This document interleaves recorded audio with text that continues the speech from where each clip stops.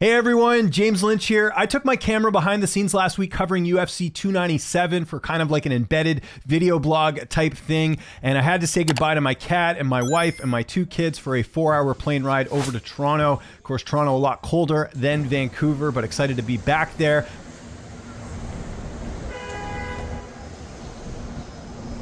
Also forgot to mention, I had a pretty empty flight. I had a seat to myself. What is this? This never happens to me. So it was a really easy flight down. And I was staying with a friend of mine in Oakville. Had to take the GO train down to Toronto. That's about 40 minutes away because I had media day on Wednesday. All right, we're gonna go to UFC 297 media day.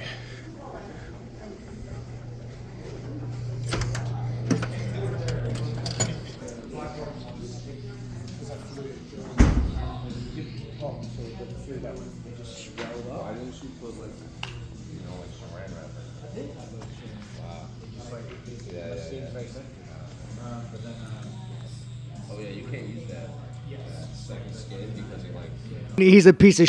What do you think about him making fun of what do you think as a Canadian, as a I don't think he should lock his account when he's, going after Jeff Neal and Neil Magny. Yeah, that's up, man, I mean, after I did that, I posted my mugshot, It's funny, my charges are way more serious than Geoff Neal's. Whatever it's Jeff Neal, Geoff, not a guys, I dropped out of Jeff Neal, I think. I dropped out of school. I actually like that guy. After media day was done, my friend Steve and I went to one of my favorite places in Toronto, Tilt Arcade Bar. Check this place out.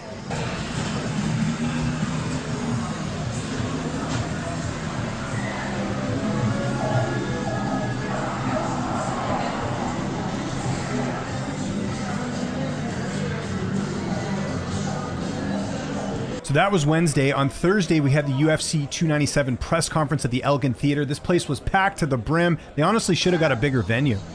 So fast, so strong.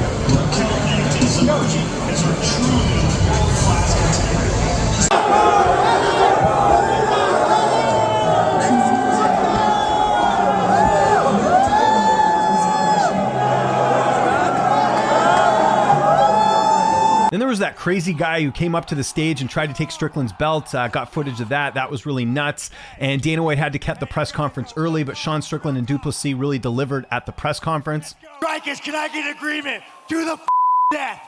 Do the death. Yes! Goddamn respect him for that. Then I was up early at an ungodly hour to get up and take the GO train back to Toronto, again from Oakville, to go to the UFC 297 early weigh-ins.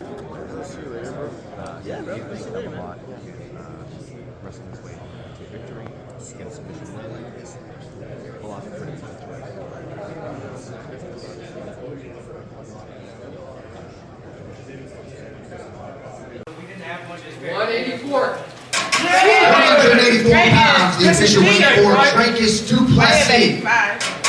And with that, the UFC 297 championship main event. And then Friday evening, I actually skipped the ceremonial weigh-ins and went to cover Unified MMA, which is at Rebel Nightclub. Check this out. It was a pretty awesome venue.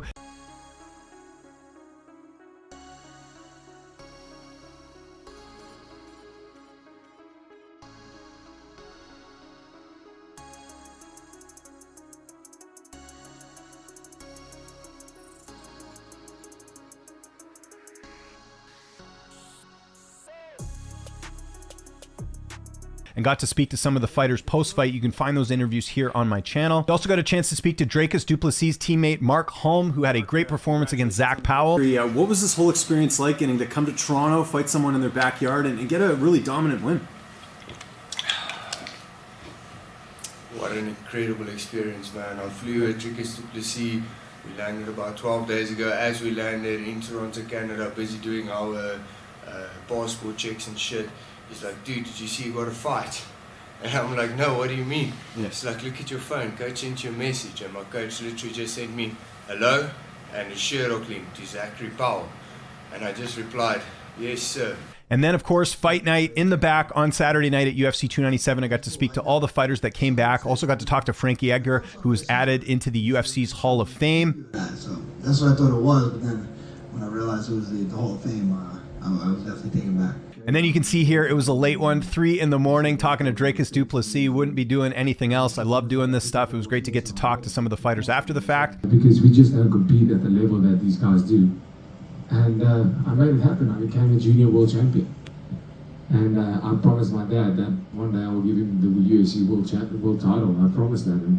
And then you can see me. I did get one quick selfie at the airport with no sleep, heading back to Vancouver. Had a 5-hour plane ride on the way back. It's a little bit longer. So that was a all-nighter for me, but it was a great event. Really had a good time. If you guys like this type of content, let me know. I can produce more of it at events going forward if you like this kind of behind-the-scenes stuff. I know it's not like embedded, don't have a full crew or anything like that, but I do like giving you guys some behind-the-scenes stuff. Follow me on Twitter, TikTok, Instagram, @LynchOnSports. Make sure you subscribe to this channel. Make sure you hit that like button. I'm James Lynch. Thanks so much for watching, and I'll see you next time.